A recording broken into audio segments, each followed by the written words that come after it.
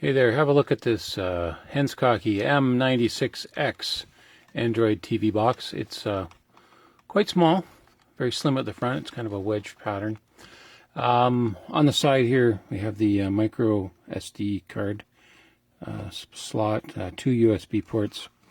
On the back, we have a port for a LAN cable, optical audio out, HDMI port, which I have plugged in here, power, which I have plugged in. And that's it. Very simple unit. I think this is a reset spot here on the bottom. But that's about it. It comes with some accessories, a remote control. Generally, I don't use these much.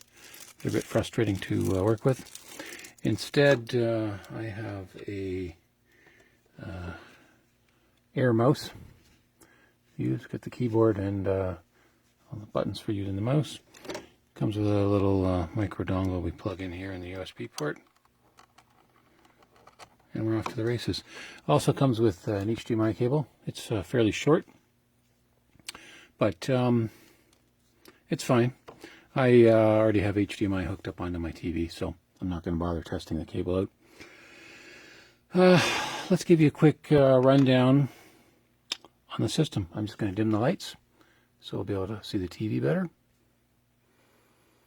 Okay, so let me give you a quick rundown of this box. This is pretty much as it is out of the box. I haven't bothered to connect to the Play Store to download any new apps or anything. So this is what it comes with. Cache cleaner could come in handy if you notice the system performance getting sluggish. It's a 2 GB RAM machine, so it shouldn't be as big of a deal, but it's there. Comes with Chrome, which is a nice feature. I prefer that for browsing. Dropbox, I don't really use it. ES File Explorer definitely comes in handy. And there's a Kodi and Mobdro I don't use. Music, you could put in your own music files if you want. Netflix I do use. I'll give you a quick demo on that. Play Store has Twitter. So it's a rooted box. You can have a super user in there. And settings, which I'll show you this way. It's easier. It's on the big screen here. So settings. So these are the settings the skin comes with. Make it a little bit easier for beginning users. You can also go into the standard Android settings. So I've set up Wi-Fi. This unit has no Bluetooth, so that's something to be aware of.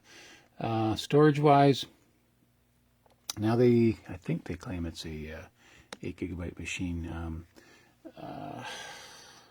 What can I tell you? It's really not. It's whatever, like about 5 GB. Let's just under 5. I'm sure they put a bunch of stuff in a backup partition so that you can do a factory reset. So you're losing a little bit of your available space. If you need more storage, it's got the external. You can put in a mini SD card in there, so you can do that, or you can also plug in stuff to the USB ports. Also, memory-wise, here you'll notice. Let's turn this way a little bit. So, total memory 1.8 GB. So that's why they call it a 2 gig machine. So it's better than most of the standard boxes that only have a 1 gig of memory, so or 1 gig of RAM. So it's a little bit more useful. You can get more stuff in it. We can set up a bigger cache in Kodi, that sort of stuff. Okay, so back to the skins version of the configuration stuff. So same sort of thing. You can see here version 6.0. So it's an Android 6 box. 2 GB of RAM, 8 GB give or take of storage on board. my apps. So here's the apps. So I think I went through this already, right? Yeah, sorry. And then on the bottom, there's like a quick access bar, so you can access some of the things. So I figured I configured this with the things I'm most likely to use. So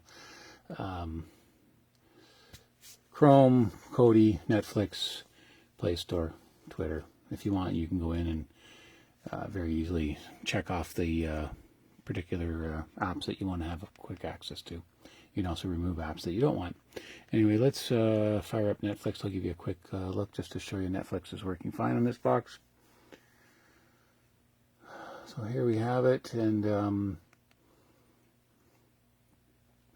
quite nice. Working with the air mouse, it's very fast. Okay, so there's your Netflix and Kodi. So it's version 16.1. It's I know version 17 is out. I'm not sure if it's the stable version yet, but anyways, it's a recent version, and it's fine. It works well. So I'm not going to complain that it's not version 17. We can have a look at all the different add-ons that are configured here. So this one, it's got 26 add-ons here. Includes some adult add-ons. If you want to get rid of those, in case you're worried about kids, a long right click, and I can go to, long left click, I go to add-on information, basically the main button, and somewhere it's going to tell me. Maybe I did it wrong. Try it again. Add-on information. Here we go. So let's move the screen camera over a little bit.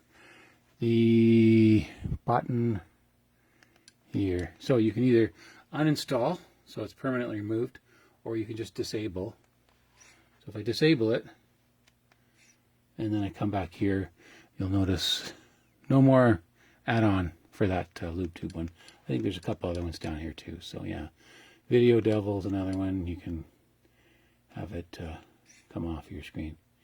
It's funny, usually what they would do is have it that it could be added, but not in the primary display, and make it as easily accessible as it is. So I got 24 different things on here. Actually, I should tell you the main one. So one channel, Exodus, possibly Phoenix in some cases, Sports Delvo for people that want to watch lots of sports.